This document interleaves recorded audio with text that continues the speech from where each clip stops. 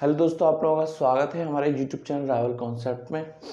दोस्तों, जैसा आप लोगों को पता है कि हमारा किसका बैच चल रहा है, पीजीटी हिस्ट्री का बैच चल रहा है। ठीक है, तो आज का हमारा जो टॉपिक है वो होगा सामाजिक संगठन। ठीक है, हम पढ़ रहे हैं हड़प्पा सभ्यता के अंदर हड़प्पा सभ्यता की विशेषताएं, और विशेषताओं में हम पढ़ रहे हैं अब आज हम पढ़ेंगे सामाजिक संगठन।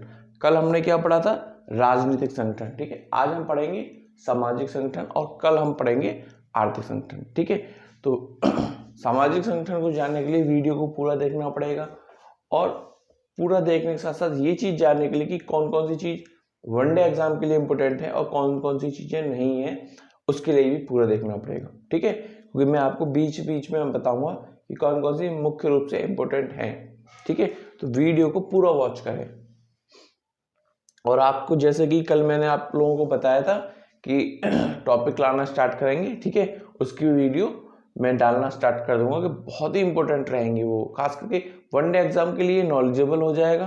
किसी कोई बंदा देख सकता है जिसको बेसिक जो न्यूज, जैसे हम न्यूज देखते हैं ना, ठीक है, लेकिन न्यूज में आपको कोई चीज के बारे में केवल इंट्रोडक्शन देके चला जाएगा। ठीक है, जैसे अभी हाल फिलहाल में भी सैनवोन की मौत हुई, या फिर यूक्रेन और रशिया में युद्ध चल रहा है हाल फिलहाल में, ये घटनाक्रम है। तो ये तो हो गई घटनाक्रम। ये युद्ध क्यों हुआ, कैसे हुआ, क्या क्या कारण थे, नाटो क्या है, यूएसएसआर क्या है। ठीक है, तो ऐसे जो मुद्दे हैं ना, जो आप लोगों को नहीं पता रहते, ठीक है, तो जो भी कोई ज्वलंत मुद्दा होगा, उससे रिलेटेड कोई भी टॉपिक रहेगा, उसको हम आपको अच्छे से क्लियर कराएंगे। ठीक है, यूपीएससी पॉइंट ऑफ व्यू, जो मेन पर्पज होगा वो रहेगा कि यूपीएससी पॉइंट ऑफ व्यू से।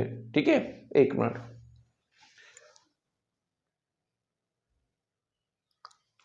ठीक है, यूपीएससी पॉइंट ऑफ व्यू से आपको ये टॉपिक जो हम कराने जाएंगे, ठीक है, वो बहुत इंपॉर्टेंट रहने वाला है। तो उस चीज को बहुत अच्छे से देखिए, और बहुत ज्यादा नॉलेजेबल होने वाली है। तो बेसिक लोग जो नहीं भी किसी भी एग्जाम की तैयारी कर रहे हैं वो भी देखें तो नॉलेज बढ़ेगी। ठीक है, चलो देखते हैं आज का। देखो, सबसे पहले मैंने क्या लिखा है? मैंने लिखा है कि जो हड़प्पा जो सभ्यता थी, उसके जो वर्गों को 3 भागों में बांटा गया था। ठीक है, कितने वर्गों में विभाजित किया गया था? 3 वर्गों में विभाजित किया गया था अच्छे से। देखो, पहला विशिष्ट वर्ग था। ठीक है, ये वर्ग कहाँ रहता था? पहला वर्ग में एक तो हम पुरोहित को बार बार पढ़ेंगे, तो केवल यही नहीं है, पुरोहित ही था जो भी शासक रहा था वहां पे, जो भी शासन करता था। ठीक है, चाहे वो वाणिज्य वर्ग का हो, पुरोहित वर्ग का हो, या कोई, ठीक है, कोई नेता चुन के वहां पे जनप्रतिनिधि का रहता हो। ठीक है, तो पहला विशिष्ट वर्ग वो हो गया जो नगर के दुर्ग से जुड़ा था, ये नगर के दुर्ग में रहता था। पहला पॉइंट क्लियर। चलो आगे देखते हैं। जैसे कि मोहनजोदड़ो में आपने देखा था कि ऊपर के जो एरिया में जो रहता था वो कौन रहता था? ऊपर के एरिया में वो राजा वगैरह रहता था, और वो जो हीरोइन थी जो कि ऊपर उच्च कोटि से आती थी, ठीक है, वो रहती थी, और नीचे कौन रहता था? ऋतिक रोशन रहता था। ठीक है, तो ऐसे ही, और अभी हम आगे पढ़ेंगे जो मैंने पहले भी पढ़ा है कि कुछ लोग मान के चलो ये हड़प्पा सभ्यता है, ठीक है, सभी प्रकार के मध्यम वर्ग के, या फिर ये उच्च वर्ग हो गया और ये निम्न वर्ग हो गया। ठीक है, किसी ना किसी घेरे से, सुरक्षा कवच से घिरे हुए थे। ठीक है, लेकिन साथ में क्या है ना, कुछ लोग बाहर भी रहा करते थे। ठीक है, कुछ लोग कहीं दूर, थोड़ा सा दूर बाहर भी निवास करते थे। ये चीज को अपने को क्लियर रखना है। ठीक है, तो पहला वर्ग पढ़ लिया हमने कि भाई पहला वर्ग जो नगर के दुर्ग से जुड़ा था। ठीक है, अब चाहे इसमें कौन कौन से आ जाएंगे? देखो, इसमें जो रहने वाले निवासी तुम्हारे पुरोहित वर्ग आ जाएगा। ठीक है, और क्या आ जाएगा? राजा वगैरह जो भी शासन करता था। ठीक है, शासक, राजा बोल दो या फिर शासक बोल दो। ठीक है, तो पहला वर्ग वो हो गया।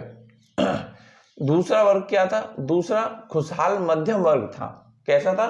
खुशहाल मध्यम वर्ग था। तीसरा वर्ग क्या था? अपेक्षा खुशहाल ये भी था, अपेक्षाकृत कम खुशहाल था, या फिर ये कह दो कि मध्यम वर्ग से थोड़ा सा निचले स्तर का था। मतलब अमीरी गरीबी में अगर देखा जाए तो मध्यम वर्ग थोड़ा सा अमीर था, और उससे जो निचला जो वर्ग है, तीसरा वर्ग है, वो मध्यम वर्ग से कम अमीर था। ठीक है, लेकिन इनमें कॉमन बात थी दोनों में, ये कहाँ रहते थे? नगर के निचले हिस्से में रहते थे, नगर के निचले हिस्से में रहते थे। ठीक है, आगे देखते हैं। तीनों ही हिस्से कुछ कुछ अपवादों को छोड़ दिया जाए तो, ठीक है, तीनों ही हिस्से परकोटे से घिरे होते थे। ठीक है, क्या, किससे? परकोटे से। ठीक है, ये परकोटा, ठीक है, ये सभ्यता हो गई। ठीक है, ये क्या हो गई, दोबारा बनाए। ठीक है, बहुत ही विशिष्ट प्रकार की ये जो है ना चीजें बना रखी थी उन्होंने। मान के रखिए कि भाई ये हो गया आपका दुर्ग क्षेत्र, जहां पे दो तरह के प्राणी रह रहे हैं, एक शासक और एक पुरोहित। ठीक है, ये हो गया, बाकी का जो हिस्सा जो रहा ये हो गया निचला क्षेत्र। ठीक है, लेकिन इसकी सुरक्षा के लिए हमने, क्योंकि इसका निचले क्षेत्र का कोई आकार नहीं था, पहले ये याद रख लेना, निचले वर्ग का कोई भी आकार नहीं था। मैंने इस आकार में दे दिया तो ये आकार मान लो, ये आकार भी हो सकता है और ये आकार भी हो सकता है, कुछ भी हो सकता है। ठीक है, क्या था साथ में, ये किससे घिरा रहता था? एक सुरक्षा घेरा रहता था चारों तरफ। ठीक है, सुरक्षा घेरा रहता था। चलो आगे देखते हैं। तीनों हिस्से परकोटे से घिरे होते थे। चलो, कुछ शिल्पी और श्रमिक परकोटे के बाहर रहते थे। ये हो गया आपका परकोटा। ठीक है, और इससे कुछ क्या है, श्रमिक वगैरह, जैसे कि ऋतिक रोशन खुद कहाँ रहता था, नील वगैरह कुछ वो बनाते थे, और कहाँ रहते थे, बाहर रहते थे, व्यापार करने अंदर आए थे। ठीक है, चलो आगे देखते हैं।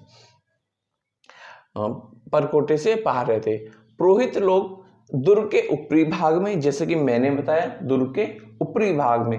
ठीक है, लेकिन साथ में क्या हमने देखा, पुरोहित लोग दुर्ग के ऊपरी भाग में रहते थे, अनुष्ठान करने निचले भाग में आते थे। ऐसा हमें कालीबंगा से पता चलता है। कहां से? कालीबंगा से।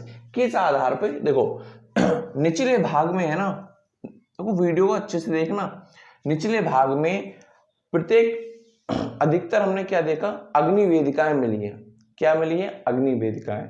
ठीक है, तो भैया जैसे होते हैं ना आज के लोग में, पंडित जी को बुलाते हैं करने, ठीक है, पूजा पाठ, लेकिन पंडित जी केवल अपने घर में रहते हैं। तो ऐसे ही पंडित जी यहाँ रहते थे, पुरोहित लोग यहाँ रहते थे, अनुष्ठान करने, कोई भी धार्मिक अनुष्ठान करने कहाँ जाते थे?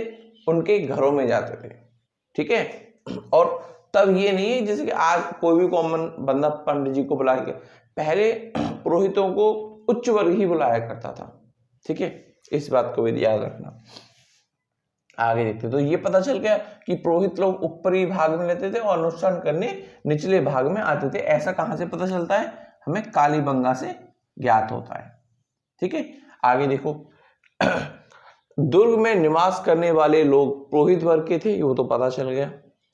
नगर क्षेत्र में निवास करने वाले लोग कैसे थे? अब जो पुरोहित लोग जो पूजा पाठ करने आते थे, कैसे लोग, कैसे घर में आते थे? देखो, कॉमन आदमी आपको मध्यम परिवार अब पता चल जाएगा, तो कोई यहीं रहता है। अब निचले भाग में कौन कौन रहता था? नगर क्षेत्र में निवास करने वाले लोग कौन होते थे? व्यापारी होते थे, अधिकारी होते थे, सैनिक होते थे और शिल्पी होते थे। ठीक है, और भी हैं जैसे कि कृषक, कुम्हार, बढ़ई, नाविक, सोनार। ठीक है, शिल्पी जो किसी आभूषण या मनके वगैरह बनाने वाले। ठीक है, जुलाहे और श्रमिक। तो ये आम सोसाइटी बन गई ना पूरी की पूरी।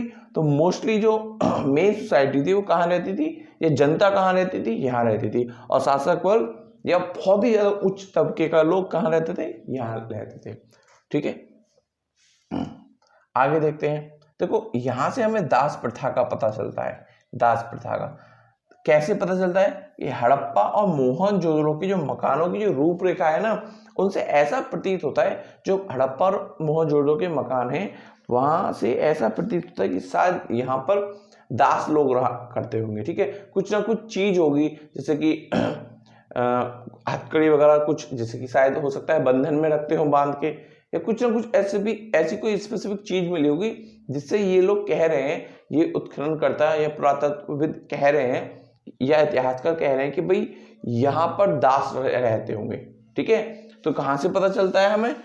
हड़प्पा और मोहनजोदड़ो के मकानों की रूपरेखा से। ठीक है, चलो अब बात कर लेते हैं जो हमें चीजें याद रखनी है। देखो, स्टार, ठीक है, दास प्रथा, ये दो आपकी मेन हो गई। और जो पहला ये जो है क्या आपका ये वाला स्टार जो मैंने ऑलरेडी तीनों पे लगा रखे हैं, ठीक है, ये आपके मेन हो गए। तो ये वनडे एग्जाम के लिए भी इंपॉर्टेंट रहेंगे। आगे देखते हैं, जो इधर वाला सेक्शन जो मैंने इधर लिख रखा है वो मोस्ट इंपॉर्टेंट है वनडे एग्जाम के लिए। आगे देखते हैं, दास प्रथा तक हो गया। अब देख लेते हैं, चलो थोड़ा सा स्त्रियों की दशा और देख लेते हैं, थोड़ा सा है स्त्रियों की दशा के बारे में देखते हैं। और स्त्रियों की दशा किस में पढ़ेंगे? सामाजिक संगठन में पढ़ेंगे, ठीक है। चलो, सैंधव समाज कैसा था? मोस्ट इंपोर्टेंट स्टार लगा के लिखना हर एक कोई। मातृ प्रधान था। कैसा था? मातृ प्रधान। किस आधार पे बोला हमने कि भाई ये मातृ प्रधान है? जैसे कि आज का समाज हमारा भारत कैसा है? पितृ प्रधान है, ठीक है। वैसा तब कैसा था? मातृ प्रधान। सबसे अधिक नारी की मृण मूर्तियां मिलने के कारण, सबसे अधिक नारी की मृण मूर्तियां मिलने के कारण ऐसा माना जाता है कि शायद स्त्री को बहुत ज्यादा महत्व दिया जाता था, या फिर ये कहें कि जो तब का समाज था कैसा था? मातृ प्रधान था, ठीक है। लेकिन मैं अपना अगर बोलूं, या कुछ इतिहासकार और भी हैं जो ऐसा सोचते हैं इस आधार पे थोड़ा ना कह सकते, क्योंकि तब हम लोग किसकी पूजा भी तो बहुत लोग करते थे, ठीक है। तो स्त्रियों को, हमारी इतनी सारी देवी देवता हैं, ठीक है, तो देवियों को इतना महत्व भी देते थे। तो इस कारण मेरा और कुछ ऐसे सोचने वाले इतिहासकार भी हैं, क्योंकि आप मेरा विश्वास करोगे नहीं तो कुछ इतिहासकार भी कुछ ऐसा ही सोचते हैं, ठीक है। चलो आगे देखते हैं। जब ये मातृ प्रधान वाली बात है, साथ में कुछ एक विचित्र चीज भी है कि भाई सती प्रथा का प्रचलन तब शायद होता था, ठीक है। जैसे कि हमें कुछ प्रमाण मिले हैं सती प्रथा का प्रचलन होता था। अब ये स्टार लगाने वाली बात है, क्योंकि ऐसे पूछ लेता है सती प्रथा का प्रचलन के बारे में निम्नलिखित में से कौन सा तथ्य, कौन सा स्थान सही है? तो लोथल दे दे तो लोथल भी सही है, और कालीबंगा दे दे तो कालीबंगा। दोनों को एक साथ देगा नहीं, और देगा तो ऑप्शन में ए और बी, मान के चलो ए और बी ही दे दे तो कह देगा दोनों ठीक है, ठीक है। जैसे कि लोथल से हमें क्या मिलता है? 3 युगल समाधान मिलते हैं। तो भाई 3 युगल समाधान कहां से मिलते हैं? लोथल से, ये भी स्टार लगा लो, ठीक है। कालीबंगा से 1 युगल समाधान मिलता है, तो ये भी स्टार लगा लो, ठीक है। तो सती प्रथा के हमें प्रमाण कहां कहां से मिलते हैं? एक लोथल से मिलते हैं और एक हमें कालीबंगा से मिलते हैं, ठीक है। आगे देखते हैं। तो इस आधार पर हमने बोला कि भाई सती प्रथा का भी प्रचलन है। भाई ये लोग है ना खाने पीने के बड़े शौकीन थे, खाने पीने, वस्त्र, आभूषण के बहुत ज्यादा शौकीन थे, ठीक है। इसी आधार पे हमने ये कहा जब खाने पीने के शौकीन थे तो ये जो है शाकाहारी एवं मांसाहारी दोनों का ही भक्षण करते थे, दोनों का ही सेवन करते थे, ठीक है। इंपॉर्टेंट नहीं है इतना, याद करने में क्या जाता है। देखो यहाँ एक चीज और लिख देता हूं, अमीर, है ना, अमीर, क्योंकि सोने चांदी और मणिक के जो इस्तेमाल करते थे वो अमीर लोग ही करते थे। बहुत ही रेयर केस है कि कोई हमें ऐसा प्रमाण मिला हो कि गरीब के घर में ऐसा कुछ मिला है, ठीक है। तो इससे हमें पता चलता है जो हाँ अच्छे घर हैं, बड़े बड़े घर मिले हैं, अच्छे संपन्न घर मिले हैं, ठीक है। तो या फिर हमें ऐसी जगह से ही आभूषण, ये वाले आभूषण, सोने चांदी वाले आभूषण हमें ऐसी ही जगह से मिले हैं जहाँ या जो स्थान, या तो जहाँ के लो या फिर जो स्थान ये इंगित करता है कि भाई ये किसी धनवान से संबंधित स्थान है, ठीक है। यहाँ ऐसा लोग रहते होंगे जो अमीर हैं, संपन्न हैं, ठीक है। तो इस आधार पे हमने ये माना कि जो आभूषण है, और आभूषण भी किससे बने हुए? सोने चांदी और माणिक से बने हुए, ये अमीर लोग ही इस्तेमाल करते थे, ठीक है। इससे हमें ये भी पता चलता है कि आभूषण किस किस से बनाए जाते थे? सोने चांदी और माणिक, मतलब इस समय सोने चांदी का अच्छे से ज्ञान था, हमारे समाज को था, ठीक है। हाथी दांत और शंख का उपयोग अलंकरण तथा चूड़ियां बनाने के लिए किया जाता था, ठीक है। अलंकरण का मतलब वो बाजूबंद वगैरह जो पहनते थे, ठीक है। दर्पण, जैसे आज हम शीशे का उपयोग करते हैं ना, तो जो दर्पण था ना वो किसका बनाया जाता था? तांबे का बनाया जाता था। स्टार लगा लेना इस पर। कंगियां और सुइयां, कंगी जो हम कंगा बोलते हैं, कॉम बोलते हैं इंग्लिश में, ठीक है, और सुइयां निडल, ठीक है। वो किसकी बनाई जाती थी? हाथी दांत की। किसकी? हाथी दांत की। स्टार लगाओ इस पे भी, ठीक है, हाथी दांत की बनी हुई थी।